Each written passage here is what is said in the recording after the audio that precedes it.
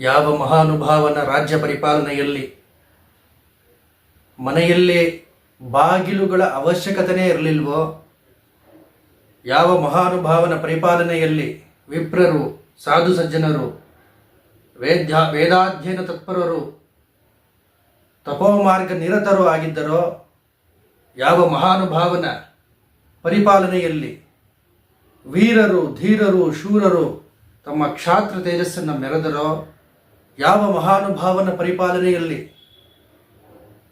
ವ್ಯಾಪಾರಿಗಳು, ವರ್ತಕರು ಮುತ್ತು, ರತ್ನ, ಪಚ್ಚೆ ಇವುಗಳನ್ನು ಸಂತೆಯ ಬೀದಿಯಲ್ಲಿ ಸೇರಿನಲ್ಲಿ ಅಳತೆ ಮಾಡಿ ಕೊಡುತ್ತಿದ್ದರೋ, ಯಾವ ಕ್ಷತ್ರಿಯೋತ್ತಮನ ಪರಿಪಾಲನೆಯಲ್ಲಿ ಕೃಷಿಕರು ಆ ಭೂಮಿ ತಾಯಿಯ ಸೇವೆಯನ್ನು ಮಾಡಿಕೊಂಡು ಸದಾ ಆನಂದದಿಂದ ನಡೆದಾಡುತ್ತಿದ್ದರೋ, ಯಾವ ಮಹಾನುಭಾವನು ಯೋಗ ಸಂಪನ್ನನು, ತಪಸ್ಸಂಪನ್ನನು, ಬಾಹುಬಲ ಸಂಪನ್ನನು, ದತ್ತಾತ್ರೇಯರ ಪರಮ ಭಕ್ತನೂ ಆಗಿದ್ದನೋ ಅಂಥ ಮಹಾನುಭಾವನ ಬಗ್ಗೆ ಇವತ್ತು ನಾವು ಮಾತಾಡ್ತಿದ್ವಿ. ಅವನೇ ಕಾರ್ತವೀರ್ಯಾರ್ಜುನ. ಹೈಹಯ ವಂಶದಲ್ಲಿ ಬಹಳ ಪ್ರಮುಖನಾದಂತಹ ದೊರೆ ಲಕ್ಷ್ಮೀನಾರಾಯಣರು ಕುದುರೆಯ ರೂಪದಿಂದ ಕ್ರೀಡಿಸುತ್ತಿರುವಾಗ ಅಲ್ಲಿ ಐಹಯ ವಂಶದ ಉತ್ಪತ್ತಿಯಾಯಿತು. ಕೃತವೀರ್ಯನ ಮಗನಾದ್ದರಿಂದ ಅವನಿಗೆ ಕಾರ್ತವೀರ್ಯ ಅಂತಕ್ಕಂಥ ಹೆಸರು ಬಂತು.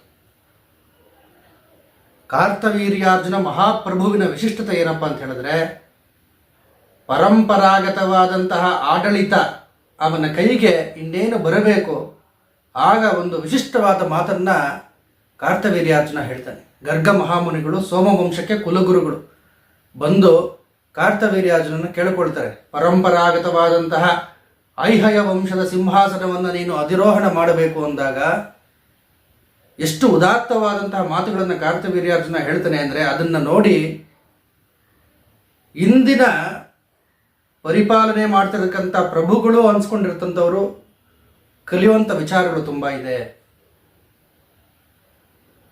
ಜನರು ರಾಜನ ಮೇಲಿನ ನಂಬಿಕೆಯಿಂದ ತೆರಿಗೆಯನ್ನು ಕೊಡ್ತಾರೆ. ರಾಜ ಆಗಿದ್ದವನು ಪರಿಪಾಲನೆ ಸರಿಯಾಗಿ ಮಾಡದೆ ಹೋದರೆ ಆ ಪಾಪ ಇಲ್ಲ ರಾಜನ ತಲೆಗೆ ಬರುತ್ತೆ. ರಾಜ ರಾಷ್ಟ್ರಕೃತಂ ಪಾಪಂ. ಅಂತಹ ಪರಿಪಾಲನೆಯಲ್ಲಿ ಲೋಪ ಆದರೆ ಎಲ್ಲ ವಿಧವಾದ ಪಾಪಗಳಿಗೂ ಹೊಣೆಯಾಗ್ತಾನೆ ರಾಜ. ಆದ್ದರಿಂದ ನಾನು ಸಿಂಹಾಸನವನ್ನು ಅಧಿರೋಹಣ ಮಾಡಲೇಬೇಕು ಅಂದರೆ ಅದಕ್ಕೆ ಮುಂಚೆ ನಾನು ತಪಸ್ಸು ಮಾಡಬೇಕು, ಯೋಗ ಸಂಪನ್ನನು, ತಪಸ್ಸಂಪನ್ನನು ನಾನು ಆಗಬೇಕು, ಆಮೇಲೆ ರಾಜ್ಯಭಾರ ಅಂತಕ್ಕಂಥ ಉದಾತ್ತವಾದ ಮಾತುಗಳನ್ನು ಹೇಳ್ತಾನೆ. ಅದನ್ನು ಕೇಳಿ ಗರ್ಗ ಮಹಾಮುನಿಗಳಿಗೆ ತುಂಬ ಸಂತೋಷ ಆಗುತ್ತೆ.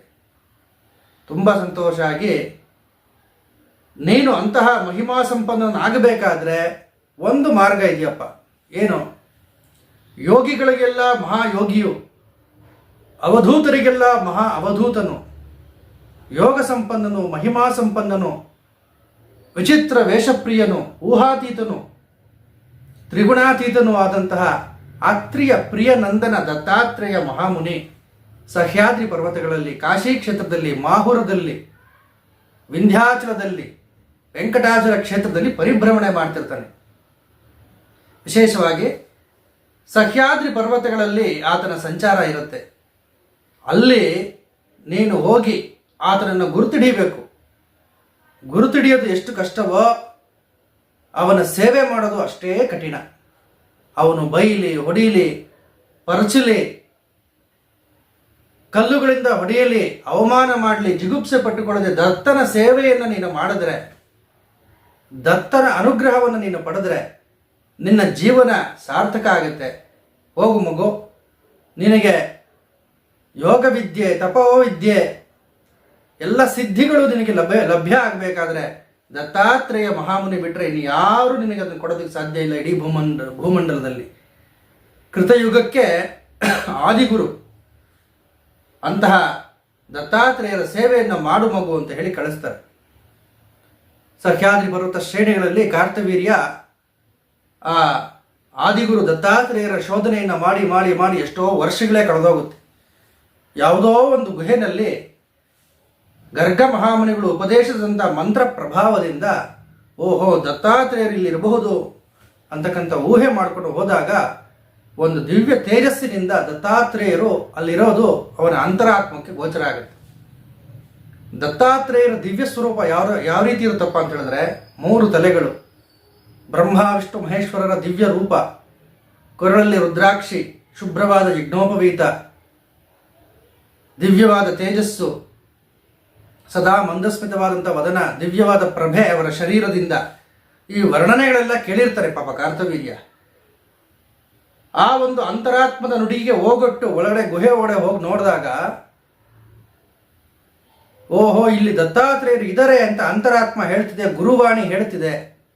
ಒಳಗಡೆ ಹೋಗಿ ನೋಡಿದಾಗ ಅಲ್ಲಿ ಕಂಡಂಥ ದೃಶ್ಯವೇ ಬೇರೆ. ಅಲ್ಲಿ ಒಬ್ಬ ವ್ಯಕ್ತಿ ಹುಚ್ಚನಂತೆ ಕೂತ್ಕೊಂಡಿರ್ತಾನೆ, ಮೈಯೆಲ್ಲ ಧೂಳು, ಸುತ್ತಲೂ 4 ನಾಯಿಗಳು, ಹೆಂಡದ ಮಡಿಕೆ, 16 ಜನ ಸ್ತ್ರೀಯರು. ಇದನ್ನು ನೋಡಿ ದಿಗ್ಭ್ರಾಂತ ಆಗೋಗ್ತಾನೆ. ಏನಿದು, ಇಷ್ಟು ವರ್ಷ ತಪಸ್ಸು ಮಾಡಿ ಶೋಧನೆ ಮಾಡಿದೆ ನಾನು ದತ್ತಾತ್ರೇಯರನ್ನ, ಗುರುವಾಣಿ ಅಂತರ್ವಾಣಿ ಹೇಳ್ತು ಈ ಗುಹೆ ಒಳಗಡೆ ನಿನ್ನ ಗುರು ಇದ್ದಾನೆ, ನಿನ್ನ ಗುರು ಈ ಗುಹೆ ಒಳಗಡೆ ಇದ್ದಾನೆ ಅಂತ ಗುರುವಾಣಿ ಹೇಳ್ತು. ಬಂದರೆ ಇಲ್ಲಿ ಈ ಒಂದು ವಿಚಿತ್ರವಾದ ದೃಶ್ಯ ನನಗೆ ಕಾಣಿಸ್ತಿದೆಯಲ್ಲ, ತಪಸ್ಸಿನಲ್ಲಿದ್ದೀನಿ, ಇಂಥ ದೃಶ್ಯವನ್ನು ನಾನು ನೋಡಬಹುದೋ ಗೊತ್ತಾಗ್ತಿಲ್ವಲ್ಲ ಅಂತ ಅಲ್ಲೇ ಕಣ್ಣು ಮುಚ್ಚಿಕೊಂಡು ಧ್ಯಾನ ಮಾಡ್ತಾನೆ. ಗರ್ಗ ಮಹಾಮುನಿಗಳು ಹೇಳಿದಂಥ ಮಾತುಗಳು ಜ್ಞಾಪಕ ಬರುತ್ತೆ. ಅವಧೂತ ಅಂತ ಹೇಳಿದ್ರೆ ಎಲ್ಲದಕ್ಕೂ ಅತೀತನಾದವನು ಅಂತ. ಬಾಲೋನ್ಮತ್ತ ಪಿಶಾಚಃ ಅಂತ ಕರೆದಿದ್ದಾರೆ. ಅಂದರೆ ಚಿಕ್ಕ ಮಕ್ಕಳ ಥರ ಹುಚ್ಚಿನ ರೀತಿ. ಪಿಶಾಚ ಅಂತ ಹೇಳಿದ್ರೆ ಯಾವುದನ್ನು ತಿನ್ನಬೇಕು ಯಾವುದನ್ನು ತಿನ್ನಬಾರ್ದು ಅಂತ ಪರಿಜ್ಞಾನ ಇಲ್ಲದಿರುವಂಥ ರೂಪದಲ್ಲಿ ಸರ್ವತ್ರ ಬ್ರಹ್ಮದರ್ಶನ ಆಗ್ತಿರುತ್ತೆ. ಎಲ್ಲ ಕಡೆ ಭಗವಂತ ಕಾಣಿಸ್ತಿರ್ತಾನೆ. ಅದು ಅವಧೂತಾವಸ್ಥೆ. ರಾಮಕೃಷ್ಣ ಪರಮಹಂಸರು ವಿವೇಕಾನಂದರಿಗೆ ಈ ಅವಸ್ಥೆಯನ್ನು ಉಂಟು ಮಾಡಿಕೊಡ್ತಾರೆ. ಒಮ್ಮೆ ವಿವೇಕಾನಂದರು ಹೇಳ್ತಾರೆ ಒಂದ್ಸಲಿ, ಏನು ನಿಮ್ಮ ಋಷಿಗಳಿಗೆ ಏನು ತಲೆ ಕೆಟ್ಟಿದ್ಯಾ, ಎಲ್ಲವೂ ಬ್ರಹ್ಮ ಅಂತ ಹೇಳ್ತಾರಲ್ಲ, ಎಲ್ಲ ಪರಮಾತ್ಮನೇ ಅಂತ ಹೇಳ್ತಾರಲ್ಲ, ಹಾಗಾದರೆ ಈ ಗೋಡೆ ಭಗವಂತನ, ಇಲ್ಲಿರ್ತಕ್ಕಂಥ ಗಾಡಿ ಭಗವಂತನ, ನಿಮಗೆಲ್ಲೋ ತಲೆ ಕಿಟ್ಟಿರಬೇಕು ಅಂದಾಗ ರಾಮಕೃಷ್ಣ ಪರಮಹಂಸರು ಆ ಮಾತು ಹೇಳಬೇಡ, ನಿನಗೆ ಅರ್ಥ ಆಗಲಿಲ್ಲ ಅಂದರೆ ಸುಮ್ಮನಿರು, ಆದರೆ ಋಷಿಗಳ ಸತ್ಯವನ್ನು ನೀನು ಅಲ್ಲಗಳಿಬೇಡ ಅಂತ ಹೇಳ್ತಾರೆ. ಆದರೆ ವಿವೇಕಾನಂದರಿಗೆ ಅದು ತಲೆಗೆ ಹೋಗೋದಿಲ್ಲ. ಒಂದು ದಿವಸ ಭಾವ ಸಮಾಧಿಯಲ್ಲಿದ್ದಂಥ ರಾಮಕೃಷ್ಣ ಪರಮಹಂಸರು ತಮ್ಮ ಕಾಲನ್ನು ತಗೊಂಡು ಬಂದು ವಿವೇಕಾನಂದರ ಎದೆ ಮೇಲೆ ಇಟ್ಟುಬಿಡ್ತಾರೆ. ಇಟ್ಟು ತಮ್ಮ ಪಾಡಿಗೆ ತಮಗೆ ಏನೋ ಗೊತ್ತಿಲ್ವೇನೋ ಅನ್ನೋ ರೀತಿಯಲ್ಲಿ ಬಂದು ಕೂತ್ಕೊಳ್ತಾರೆ. ಅದಾದ ನಂತರ ವಿವೇಕಾನಂದರಿಗೆ ಅದ್ವೈತದ ಅನುಭವ ಆಗೋದಕ್ಕೆ ಶುರುವಾಗುತ್ತೆ. ಸರ್ವತ್ರ ಅವರಿಗೆ ಭಗವಂತನೇ ಕಾಣಿಸ್ತೊಡಗುತ್ತಾನೆ. ನನಗೂ ಜಗತ್ಗೂ ಯಾವ ಭೇದವೂ ಇಲ್ಲ, ಭಗವಂತನಿಗೂ ನನಗೂ ಯಾವ ಭೇದವೂ ಇಲ್ಲ ಅನ್ನೋ ಅನುಭವ ಅವರಿಗೆ ಬರೋದಕ್ಕೆ ಶುರು ಆಗೋಗುತ್ತೆ. ನಡ್ಕೊಂಡು ಹೋಗ್ತಿರ್ತಾರೆ, ಎದುರುಗಡೆ ಒಂದು ಗಾಡಿ ಬರ್ತಾ ಇರುತ್ತೆ. ಆ ಗಾಡಿ ಮೇಲೆ ಕೂತ್ಕೊಂಡಿರೋವನಿಗೂ ನನಗೂ ಯಾವ ವ್ಯತ್ಯಾಸವೂ ಇಲ್ಲ, ಆ ಕುದುರೆಗೂ ನನಗೂ ಯಾವ ವ್ಯತ್ಯಾಸ ಇಲ್ಲ, ನಾನು ಯಾಕೆ ಅವನಿಗೆ ದಾರಿ ಬಿಡಬೇಕು ಅಂತ ನಡ್ಕೊಂಡು ಬರ್ತಾನೆ ಇರ್ತಾರೆ. ಆ ಕುದುರೆ ಗಾಡಿಯನ್ನು ಕಿರ್ಚ್ಕೊಳ್ತಿರ್ತಾನೆ, ದಾರಿ ಬಿಡಪ್ಪ ಅಂತ. ಕೊನೆಗೆ ಅವನೇ ಪಕ್ಕಕ್ಕೆ ಹೋಗ್ತಾನೆ. ಮನೆಗೆ ಬರ್ತಾರೆ, ಅವರಮ್ಮ ಊಟ ಬಡಿಸ್ತಿರ್ತಾರೆ. ಆ ಅನ್ನ ಪರಮಾತ್ಮನಾಗಿ ಕಾಣಿಸ್ತಾರೆ, ಅವರ ತಾಯಿ ಭಗವದ್ ರೂಪಳಾಗಿ ಕಾಣಿಸ್ತಾಳೆ. ತನ್ನ ದೇಹನ ನೋಡ್ಕೊಳ್ತಾರೆ, ತಿನ್ನುತ್ತಿರೋವನು ಭಗವಂತನೇ, ಬಡಿಸ್ತಿರೋಳು ಭಗವತಿನೇ, ಅನ್ನವೂ ಬ್ರಹ್ಮವೇ, ಎಲ್ಲವೂ ಬ್ರಹ್ಮ. ತಿನ್ನಬೇಕೋ ಬಿಡಬೇಕೋ ಗೊತ್ತಾಗ್ತಿಲ್ಲ, ಒಂದು ರೀತಿ ಉನ್ಮತ್ತ ಅವಸ್ಥೆಯಲ್ಲಿ ಇದ್ದು ಬಿಡ್ತಾರೆ. ತಾಯಿಗೆ ಭಯ ಆಗುತ್ತೆ, ಏನಿದು ಈ ರೀತಿ ಆಗೋಯ್ತಲ್ಲ ಅಂತ. ವಿವೇಕಾನಂದರು ಹೇಳ್ತಾರೆ, ಅಂಥ ಅವಸ್ಥೆಯಲ್ಲಿ 3 ದಿವಸ ನಾನಿದ್ದೆ. ಕೊನೆಗೆ ಈ ಅವಸ್ಥೆ ಯಾವಾಗಪ್ಪ ನನ್ನ ಬಿಟ್ಟೋಗುತ್ತೆ.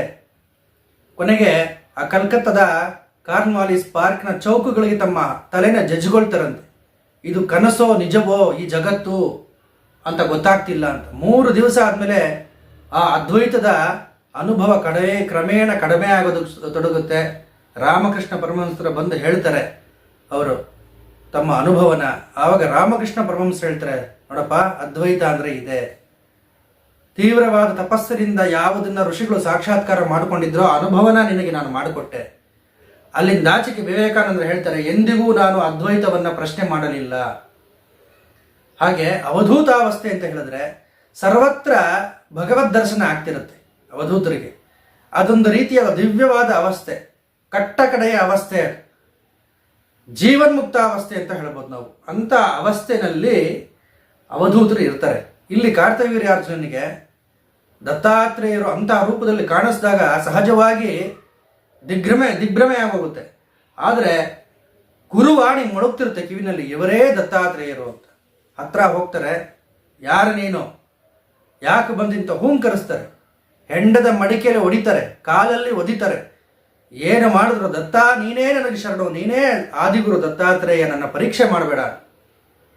ಕಾಲಲ್ಲಿ ಹೊಡೆದ್ರು, ಹೆಂಡದ ಮಡಿಕೆಯಲ್ಲಿ ಹೊಡೆದ್ರೂ ನಿನ್ನ ಪಾದ ಕಮಲಗಳನ್ನು ನಾನು ಬಿಡೋದಿಲ್ಲ ಅಂತ ಹೇಳಿ ಪ್ರತಿನಿತ್ಯ ಅವರ ಸೇವೆ ಮಾಡೋದಕ್ಕೆ ತೊಡಗ್ತಾರೆ. ಕೊನೆಗೆ ಇವರಲ್ಲಿ ದೇಹಾಭಿಮಾನ ಎಷ್ಟಿದೆ ಈ ಕಾರ್ತವೀರ್ಯಾರ್ಜುನನಲ್ಲಿ ಅಂತ ಪರೀಕ್ಷೆ ಮಾಡಬೇಕು ಅಂತ ಹೇಳಿ ದತ್ತಾತ್ರೇಯರು ಯಾವುದೋ ಒಂದು ಕ್ಷುಲ್ಲಕ ಕಾರಣಕ್ಕೋಸ್ಕರ ಕಾರ್ತವೀರ್ಯಾರ್ಜುನನ ಹೊಡೆದು ಅವನ 2 ಬಾಹುಗಳು ವಿಕಲವಾಗುವ ರೀತಿಯಲ್ಲಿ ಮಾಡಿಬಿಡ್ತಾರೆ. ಅಂದರೆ 2 ಬಾಹುಗಳನ್ನು ಅವರು ಕೈಗಳನ್ನು ತಿರುಚಿ 2 ಬಾಹುಗಳನ್ನು ಬೇರ್ಪಡಿಸ್ಬಿಡ್ತಾರೆ ಶರೀರದಿಂದ. ತೆವಳುಕೊಂಡೇ ಬಂದು, ಗುರುಗಳೇ ನನ್ನ ಬಾಹುಗಳು ಹೋದರೆ ಏನು, ಯಾವುದೋ ನನ್ನ ಪೂರ್ವ ಜನ್ಮದ ಪಾಪಕರ್ಮಗಳನ್ನು ನಷ್ಟ ಮಾಡಿದಿರ ನೀವು, ಈ ಶರೀರ ನಿಮಗೇ ಅರ್ಪಣೆ ಅಂತ ತೆವಳುಕೊಂಡು ಬರ್ತಾನೆ. ತೆವಳುಕೊಂಡು ಬಂದಾಗ ದತ್ತಾತ್ರೇಯರು, ನಿನ್ನ ಅಶುಭವಾದ ದೇಹವನ್ನು ನನಗೆ ತಾಕಿಸಬೇಡ, ಇಲ್ಲಿಂದ ತೊಲಗು ಹೋಗು ಅಂತ ಕಾಲಿನಲ್ಲಿ ನೂಕ್ತಾರೆ. ಗುರು ಪರೀಕ್ಷೆ ಅನ್ನೋದು ತುಂಬ ಕಠಿಣ. ಗುರು ಪರೀಕ್ಷೆಗಳನ್ನು ಕೊಡೋದೇನಕ್ಕೆ ಅಂದರೆ ಶಿಷ್ಯನ ಅಂತಃಸತ್ವವನ್ನು ಪರೀಕ್ಷೆ ಮಾಡೋದಕ್ಕೆ. ಬ್ರಹ್ಮಚೈತನ್ಯರು, ತುಕಾಮಾಯಿಗಳು ಅಂತ ಅವರು ಗುರುಗಳು, ದೊಡ್ಡ ಅವಧೂತರವರು. ಬ್ರಹ್ಮಚೈತನ್ಯ ಮಹಾರಾಜರು ನನ್ನ ಗುರು ಎಲ್ಲಿ ಅಂತ ಶೋಧನೆ ಮಾಡ್ಕೊಂಡು ಬಂದಾಗ ತುಕಾಮಾಯಿಗಳು ಸಿಗ್ತಾರೆ ಅವರಿಗೆ. ತುಕಾಮಾಯಿಗಳು ಸಿಕ್ಕಿ ಕೊಟ್ಟಂಥ ಪರೀಕ್ಷೆಗಳು ಅಷ್ಟಿಷ್ಟಲ್ಲ, 6 ತಿಂಗಳು ನಿದ್ರೆ ಇಲ್ಲದೆ ಗುರು ಸೇವೆ ಮಾಡ್ತಾರೆ ಬ್ರಹ್ಮಚೈತನ್ಯರು. ಒಂದು ಮರಳಿನಲ್ಲಿ 2 ಮಕ್ಕಳು ಆಟ ಆಡ್ತಿರ್ತಾರೆ. ತುಕಾಮಾಯಿಗಳು ಶಿಷ್ಯನ ಕರೀತಾರೆ ಬ್ರಹ್ಮಚೈತನ್ಯರನ್ನ. ಆ 2 ಮಕ್ಕಳನ್ನು ಮರಳಲ್ಲಿ ಹೂತು ಹಾಕ್ಬಿಟ್ಟು ಅದ್ರ ಮೇಲೆ ಕೂತ್ಕೊಂಡು ಧ್ಯಾನ ಮಾಡುವಂತಾರೆ, ಗುರುವಾಜ್ಞೆ. ಅದೇ ರೀತಿ ಧ್ಯಾನ ಮಾಡ್ತಿರ್ತಾರೆ ಬ್ರಹ್ಮಚೈತನ್ಯರು. ಆ ಮಕ್ಕಳ ತಂದೆ ತಾಯಿಗಳು ಬರ್ತಾರೆ, ನಮ್ಮ ಮಕ್ಕಳು ಎಲ್ಲಿ ಅಂತ. ತುಕಾಮಾಯಿಗಳು, ನೋಡೋ ಅಲ್ಲಿ ಕೂತ್ಕೊಂಡಿದ್ದಾನೆ ಕಳ್ಳ, ನಿನ್ನ ಮಕ್ಕಳನ್ನ ಮರಳಲ್ಲಿ ತೋಡಿ ಅದ್ರ ಮೇಲೆ ಧ್ಯಾನ ಮಾಡ್ತಿದ್ದಾನೆ, ಅವನು ಇಟ್ಕೊಂಡು ಹೊಡೀರಿ ಅಂತ ಹೇಳ್ತಾರೆ. ಅಲ್ಲಿರೋ ಜನಗಳೆಲ್ಲ ಚೆನ್ನಾಗಿ ಹೊಡೆದು ಬಿಡ್ತಾರೆ. ನಮ್ಮ ಮಕ್ಕಳು ಏನಾದರೂ ಅಂತ ಮರಳನ್ನು ತೋಡಿದಾಗ ಮಕ್ಕಳು ಸಿಗ್ತಾರೆ, ಕೆಳಗಡೆ ಮಲ್ಕೊಂಡಿರ್ತಾರೆ. ಮಕ್ಕಳು ಉಸಿರಾಟ ಇರಲ್ಲ, ಇನ್ನೂ ಹೊಡಿತಾರೆ ಬ್ರಹ್ಮಚೈತನ್ಯರಿಗೆ. ತಮ್ಮ ತಪಶಕ್ತಿಯಿಂದ ಮತ್ತೆ ತುಕಾಮಾಯಿಗಳು, ನಿಮ್ಮ ಮಕ್ಕಳು ಸತ್ತಿಲ್ಲ, ಅಲ್ಲಿ ನೋಡು ಎದ್ದು ಓಡೋಗ್ತಿದ್ದಾರೆ ಅಂತಾರೆ. ಆ ಮಕ್ಕಳು ಎದ್ದು ಓಡೋದಕ್ಕೆ ಶುರು ಮಾಡ್ತಾರೆ. ಆದರೆ ಬ್ರಹ್ಮಚೈತನ್ಯರು ಅಷ್ಟು ಜನಗಳು ಹೊಡೆದಾಗಲೂ ಗುರು ನನಗೆ ಈ ರೀತಿ ಮಾಡಿದ್ರಲ್ಲ ಅಂತ ಬೇಸರ ಪಟ್ಕೊಳ್ಳಿಲ್ಲ. ಇನ್ನೊಂದು ಸರಿ ಈ ನೀರಲ್ಲಿ ಧುಮುಕು ಅಂತ ಹೇಳ್ತಾರೆ, ಧುಮುಕ್ತಾರೆ ಅವರು. ನಾನು ಹೇಳೋವರೆಗೂ ಮೇಲೆ ಬರಕೂಡದು ನೀನು ಅಂತ ಹೇಳ್ತಾರೆ. ಅವರು ನೀರೊಳಗಡೆ ಕೂತ್ಕೊಂಡು ಗುರು ನನ್ನನ್ನು ಯಾವಾಗ ಕರಿತಾನೆ ಅಂತ ಉಸಿರು ಪಾಪ ಅವರಿಗೆ ಹೋಗ್ತಿರುತ್ತೆ. ಆದರೆ ಗುರು ಆಜ್ಞೆ ಆಗೋವರೆಗೂ ನಾನು ಮೇಲೆ ಬರ್ಕೊಡ್ದು ಅಂತ ದೃಢ ನಿಶ್ಚಯ ಮಾಡ್ತಾರೆ. 1 ಗಂಟೆ ಆಯಿತು, 2 ಗಂಟೆ ಆಯಿತು. ಅಲ್ಲಿರೋ ಜನಗಳೆಲ್ಲ, ಓಹೋ ತುಕಾಮಾಯಿಗಳು ಶಿಷ್ಯನ ಸಾಯಿಸ್ಬಿಟ್ರು ಅಂತ ಗುಸುಗುಸು ಪ್ರಾರಂಭ ಆಗುತ್ತೆ. ತುಕಾಮಾಯಿಗಳು ಜಲಸಮಾಧಿಯ ವಿದ್ಯೆಯನ್ನು ಅಲ್ಲಿಂದನೇ ಪ್ರದಾನ ಮಾಡ್ತಾರೆ ಬ್ರಹ್ಮಚೈತನ್ಯರಿಗೆ. 2 ಗಂಟೆ ನಂತರ ಶಿಷ್ಯಾಹಬಪ್ಪ ಅಂತಾರೆ, ಮೇಲೆ ನೀರಿನ ಮೇಲೆ ನಡ್ಕೊಂಡ್ಬರ್ತಾರೆ ಬ್ರಹ್ಮಚೈತನ್ಯರು. ಹೀಗೆ ಗುರು ಅದನ್ನು ಪರೀಕ್ಷೆ ಕೊಟ್ಟರು ಅದರಲ್ಲಿ ಶಿಷ್ಯರನ್ನ ಏನೋ ಒಂದು ಅಂತಃಸತ್ವವನ್ನು ಪರೀಕ್ಷೆ ಮಾಡುವಂಥ ಒಂದು ವಿಧಾನ ಇವೆಲ್ಲ. ಹೀಗೆ ಕಾರ್ತವೀರ್ಯಾರ್ಜುನ ತೆವಳುಕೊಂಡು ಬರ್ತಿದ್ದಾಗ ಕಾಲಲ್ಲಿ ಒದಿತಾರೆ, ನಿನ್ನ ಅಶುಭವಾದ ದೇಹವನ್ನು ನನಗೆ ತಾಕಿಸಬೇಡ ಅಂತ. ನನ್ನ ದೇಹ ಸತ್ರು ಸರಿಯೇ, ನಿಮ್ಮ ಪಾದಗಳನ್ನು ಬಿಡಲ್ಲ ಅಂತ ಹೇಳಿದಾಗ, ಓಹೋ ಇವನು ಚಕ್ರಾಂಶದ ಸಂಭೂತ, ಇವನು ಸುದರ್ಶನಾವತಾರಿ, ಇವನು ಚಕ್ರಾಂಶ ಸಂಭೂತ, ಶಾಪ ನಿಮಿತ್ತವಾಗಿ ಕಾರ್ತವೀರ್ಯನಾಗಿ ಹುಟ್ಟಿದ್ದಾನೆ ಅಂತ ಹೇಳಿ ದತ್ತಾತ್ರೇಯರು ತಬ್ಬಿ ಆಲಂಗಿಸಿಕೊಂಡು, ನನಗಾಗಿ ನೀನು 2 ಬಾಹುಗಳನ್ನು ಕೊಟ್ಟೆ, ಪ್ರತಿಫಲವಾಗಿ ನಿನಗೆ 1000 ಬಾಹುಗಳನ್ನು ಕೊಡ್ತೀನಿ ನಾನು. ಯುದ್ಧ ಕಾಲದಲ್ಲಿ ಸರ್ವಾಯುಧಗಳಿಂದ ಪ್ರಕಾಶ ಹೊಂದಿ ಶತ್ರುಗಳನ್ನು ನಾಶ ಮಾಡಲಿ, ಮಿಕ್ಕ ಕಾಲಗಳಲ್ಲಿ ಸುಂದರವಾದ 2 ಬಾಹುಗಳನ್ನು ಧರಿಸಿಕೊಂಡು ವೀರನಂತೆ ಬದುಕು ಅಂತ ಹೇಳಿ ಸರ್ವಲಕ್ಷಣ ಸಂಪನ್ನನಾಗಿ ಮಾಡಿ ಸಮಸ್ತ ಯೋಗ ವಿದ್ಯೆಗಳನ್ನು ಆತನಿಗೆ ಧಾರೆ ಎರೆದುಕೊಡ್ತಾರೆ. ಅಸ್ತ್ರವಿದ್ಯೆ, ಶಸ್ತ್ರವಿದ್ಯೆ, ತಮ್ಮಲ್ಲಿದ್ದಂಥ ಎಲ್ಲ ವಿದ್ಯೆಗಳನ್ನು ಪ್ರದಾನ ಮಾಡ್ತಾರೆ. ಗುರುವಿಗೆ ಶಿಷ್ಯನ ಮೇಲೆ ಎಷ್ಟು ವಾತ್ಸಲ್ಯ ಅಂತ ಹೇಳಿದ್ರೆ, ದತ್ತಾತ್ರೇಯರಿಗೆ ಎಷ್ಟು ಕೊಟ್ಟರೂ ತೃಪ್ತಿ ಇಲ್ಲ. ದತ್ತ ಅಂತ ಹೇಳಿದ್ರೆ ದತ್ತಾತ್ರೇಯರ ಪ್ರತಿಜ್ಞೆ ಏನಪ್ಪ ಅಂತ ಹೇಳಿದ್ರೆ, ಯಾರು ದತ್ತನನ್ನು ಹುಡುಕೊಂಡು ಬರ್ತಾರೆ ಅವರನ್ನು ದತ್ತನನ್ನಾಗಿ ಮಾಡ್ತೀನಿ ಅನ್ನೋದು ದತ್ತಾತ್ರೇಯ ಪ್ರತಿಜ್ಞೆ. ನೀನು ದತ್ತಾತ್ರೇಯರ ಭಕ್ತನಾದರೆ ನಿನ್ನನ್ನೂ ನಾನು ದತ್ತಾತ್ರೇಯರನ್ನಾಗಿ ಮಾಡ್ತೀನಿ ಅನ್ನೋದು ದತ್ತಾತ್ರೇಯರ ಪ್ರತಿಜ್ಞೆ. ಕಾರ್ತವೀರ್ಯಾರ್ಜುನನಿಗೆ ಅಷ್ಟೆಲ್ಲ ಕೊಟ್ಟರು. ತಮ್ಮ ಕೈಯಲ್ಲಿದ್ದ ಸಹಸ್ರಾರ ಕಮಲ ಆ ಕಮಲವನ್ನು ಅವನ ಶಿರದ ಮೇಲೆ ಅಳವಡಿಸಿ ಜೀವನ್ಮುಕ್ತನನ್ನಾಗಿ ಮಾಡ್ತಾರೆ. ಜೀವನ್ಮುಕ್ತಿಗೆ 100 ಪಟ್ಟು ದೊಡ್ಡದು ಆ ಸಹಸ್ರಾರ ಕಮಲ. ಮೆಚ್ಚಿದೆನು ಕಾರ್ತವೀರ್ಯ, ಮೆಚ್ಚಿದೆ. ನೀನು ಕಾದಿದ್ದು ಅರಣ್ಯ ಪ್ರದೇಶವಲ್ಲ, ಯಜ್ಞಭೂಮಿ ಇದು.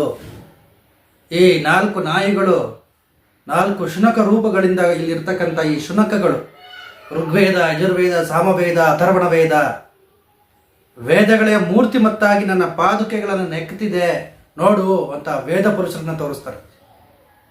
ನನ್ನ ತೊಡೆಯ ಮೇಲೆ ಕುಳಿತಿದ್ದಂಥ ಈ ಸ್ತ್ರೀ ಲೋಕಮಾತೆಯಾದಂತಹ ಅನಘಾದೇವಿ. ಈ 16 ಜನ ಸ್ತ್ರೀಯರು ನೀನು ಏನು ನೋಡಿದೆ, 16 ಜನ ಯೋಗಿನಿಯರು. ಆ ಯೋಗಿನಿಯರು ದರ್ಶನ ಕೊಡ್ತಾರೆ. ನನ್ನ ಕೈಯಲ್ಲಿರ್ತಕ್ಕಂಥದ್ದು ಹೆಂಡದ ಮಡಿಕೆ ಅಲ್ಲ, ಅಮೃತ ಪಾತ್ರೆ. ಆ ಅಮೃತವನ್ನು ಕುಡಿಸ್ತಾರೆ ಕಾರ್ತವೀರ್ಯಾರ್ಜುನನಿಗೆ. ಇವೆಲ್ಲ ಮದ್ಯ ಮಾಂಸಗಳಲ್ಲ, ಇವೆಲ್ಲ ಫಲಪುಷ್ಪಗಳು. ನನ್ನ ನಿಜ ಸ್ವರೂಪವನ್ನು ನೋಡು ಅಂತ ಹೇಳಿ ತ್ರಿಮೂರ್ತ್ಯಾತ್ಮಕವಾದಂತಹ ಬ್ರಹ್ಮ ವಿಷ್ಣು ಮಹೇಶ್ವರರಿಂದ ಕೂಡಿದಂತಹ ತಮ್ಮ ಸ್ವಸ್ವರೂಪವರ ದರ್ಶನವನ್ನು ಮಾಡಿಸ್ತಾರೆ. ದತ್ತ ಅಂತ ಹೇಳಿ ಕಾಲ ಮೇಲೆ ಬೀಳ್ತಾನೆ ಕಾರ್ತವೀರ್ಯಾರ್ಜುನ.